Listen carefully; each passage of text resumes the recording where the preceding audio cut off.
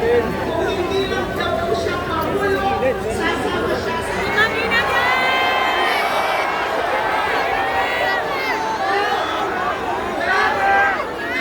tayo, hindi lang dahil hindi tayo respete, kundi inusunod na tayo sa sabat sa buto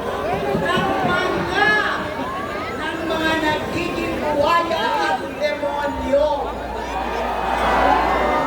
Nasaan nga ba yung mga mambabatas natin?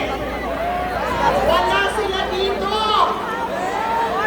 Malamang siguro ay iniisip na nila yung mga 1 trilyon na alibay para makalusot. Dahil iniisip na nila yung loyalty check at yung kung saan nila dadalhin yung kanilang mga ninakaw. Kaya wala sila dito. Nakita niyo ba? Nakita niyo ba yung mga bulto-bultong pera? Isang distrito at isang probinsya pa lang po yun. Ilan pa po kayang mga mesa at mga pinupuno nila ng mga nakaw na yaman. Habang pakulit-ulit po yung pagbabaha sa atin. Habang hirap ang ordinaryong Pilipino na pagkasyahin ang sweldo para sa edukasyon, para sa pagkain, para sa kalusugan at mga bayarin. Ayun sila, hayahay, pasarap sa kanilang buhay. Nagpapakahirap sila, habang nagpapakahirap sila at pinubuwasan ang ating taong bayan. Saan napupunta? Pang-abroad nila, pambili nila ng Rolls Royce at ng Richard Mille para listahin sa mga luho nila. Ulwayan, gawan po natin sila. Ang kapal ng mukha nyo! Sigaw po tayo! Ang kapal ng mukha nyo! Ang kapal ng mukha nyo! Mas makamalpas sa semento ng mga flood control projects. Huwag niyo po kami paikot-ikutin sa dami ng ninakaw nyo. Napapanubog na po kayo. Tumatakot na po kayo. Tama yan, maglaglagan na po kayo. Kayong mga nagsabuatan, kayong mga sindikato, hindi dapat kayo sa gobyerno, wala dapat kayo sa Kongreso at sa Senado. Dapat nandun kayo sa preso. Prison. Ikulong!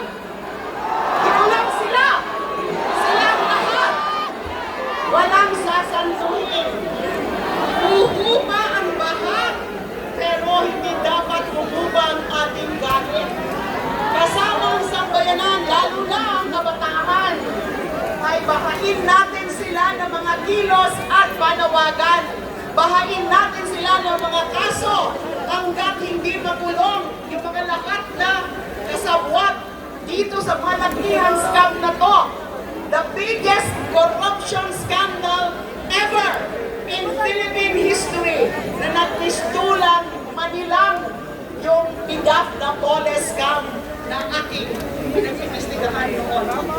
Pakiusap ko lang po, pag-alapin natin ang ating galit, hindi para humantong sa dahas o karahasan, kundi dapat sa pagpapanagig ng batas at hustisya. Alam natin na meron dyan mga gustong magkagulo tayo. Diba? Nakita natin ang nangyari sa Indonesia at Nepal. Pero hindi mo ibig sabihin yan ay magpapagamit tayo sa mga kumekepal, saka sa mga may pansariling agenda. Inakawan na nga tayo, gusto na i-hijack ang ating prinsipyo. Hindi po tayo maloloko.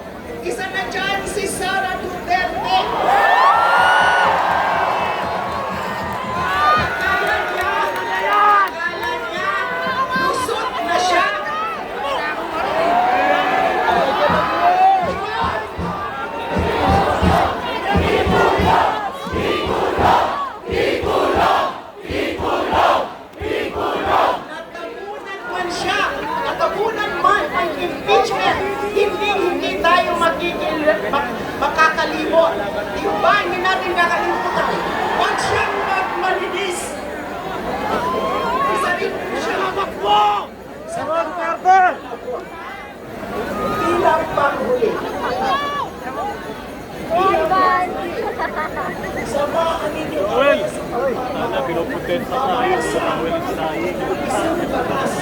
Salamat dyan, boss.